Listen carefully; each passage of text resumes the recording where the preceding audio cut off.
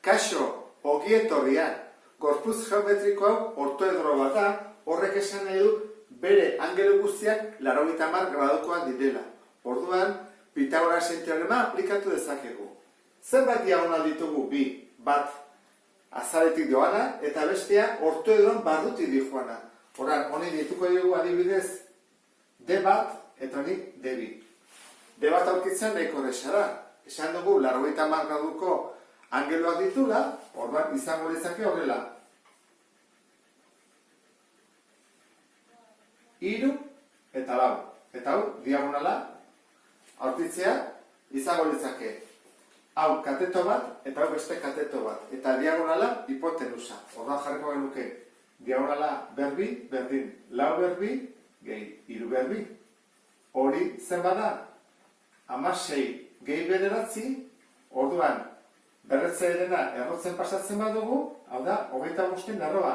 Zenbat da orduan? 5 zentimetro diagonala du. Bigarren diagonala kalkulatzeko triangelu zuzen bat behar dugu. Orduan, hau izango balitz hipotenusa, bi katetoak zeintzuk dira. Bat izan daiteke, horren aurkitu duguna, eta beste hau. Ze elkartzen baditut, 3 aldeak, ez da kontuatzen zean, hau 80 gradukoa dela. Angelu zuzena da lagu. Orduan, izango genuke, ikusten duzu bezala, triangelu bat, angelu zuzena. Eta bi alde ezagutzen ditugu eta diagonala ez. Zenbat da alde hau? Orain aurkitu duguna, 5. Zenbat da alde hori? Orain berdina, 5. Orduan, ditugu 5 eta diagonala dela hipotenusa. Izango litzake erontara.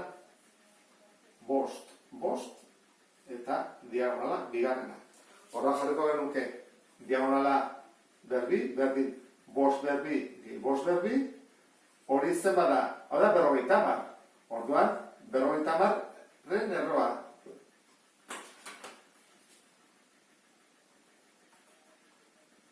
Zazpiko ma 0,7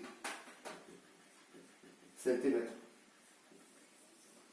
Eta honekin bukatuko genuke ariketa, beste bat arte, agur!